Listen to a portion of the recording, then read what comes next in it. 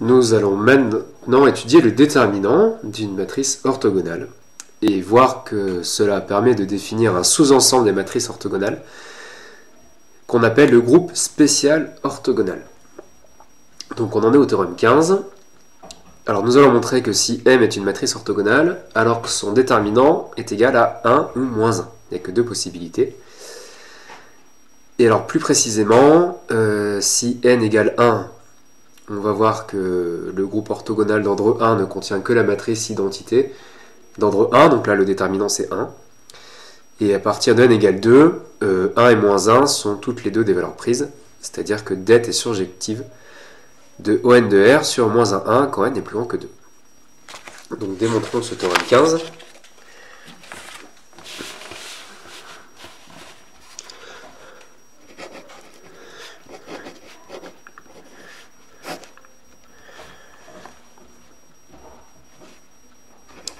Alors, premier point, donc soit M une matrice orthogonale. Alors, d'après le théorème 11, MTM c'est IN. Donc, le déterminant de MTM, c'est le déterminant de IN, qui vaut 1 puissance n, donc 1. Et par propriété du déterminant, on sait que le déterminant d'un produit, c'est le produit des déterminants.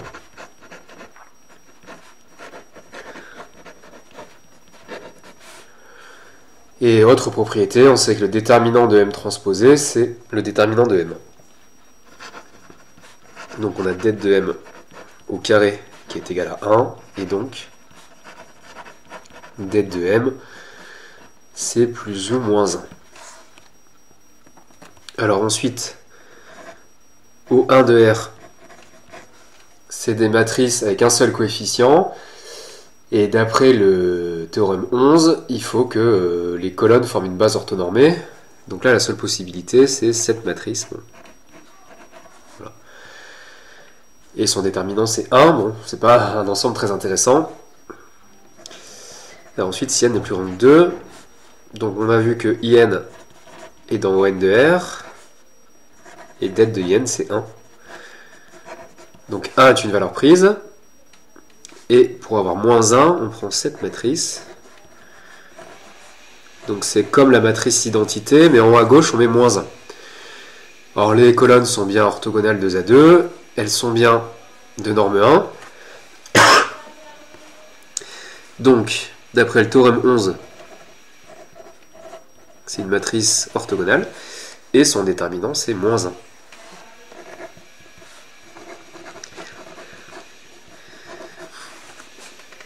Donc, 1 et moins 1 sont bien des valeurs prises. Donc, déterminant est surjectif de ON de R vers l'ensemble moins 1. Alors attention, c'est pas une équivalence. On peut avoir le déterminant qui est égal à 1 sans que M soit orthogonal. Alors, c'est pas dans, c'est sans. Un contre-exemple.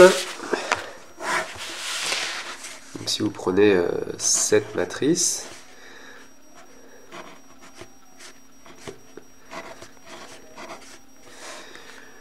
son déterminant c'est 1, elle est triangulaire, et elle n'est pas orthogonale puisque, par exemple, la norme de cette colonne c'est racine de 2. Donc les colonnes ne sont pas orthonormales. Donc là on a det de B égale 1, et B qui n'appartient pas à ON. Alors là c'est en dimension 2, après vous pouvez compléter avec des zéros. Ah, on a une matrice par bloc. Bon. Alors il faut rajouter des 1 ici plutôt. Une matrice identité. Donc là, vous avez une matrice de déterminant 1 de taille n qui n'est pas orthogonale. D'accord? Donc c'est pas une équivalence. Les matrices orthogonales ont un déterminant égal à 1 ou moins 1, mais ce ne sont pas les seules. Alors, une autre remarque. Donc on a vu que si U est une isométrie vectorielle, sa matrice dans une base orthonormale est orthogonale. C'était le paragraphe précédent. Et on a vu aussi au début de l'année que le déterminant de U, c'est le déterminant d'une de ces matrices, donc celle-ci. Alors comme celle-ci a un déterminant égal à 1 ou moins 1, et ben on en déduit que si U est une isométrie, det de U c'est 1 ou moins 1 aussi. Donc les isométries sont déterminant 1 ou moins 1. Alors on avait interprété le déterminant, la valeur absolue du déterminant, c'est le coefficient par lequel l'application U multiplie le volume. Donc pour une isométrie, la valeur absolue du déterminant c'est 1, le volume est conservé. Ce qui paraît cohérent avec le fait qu'on appelle ça une isométrie.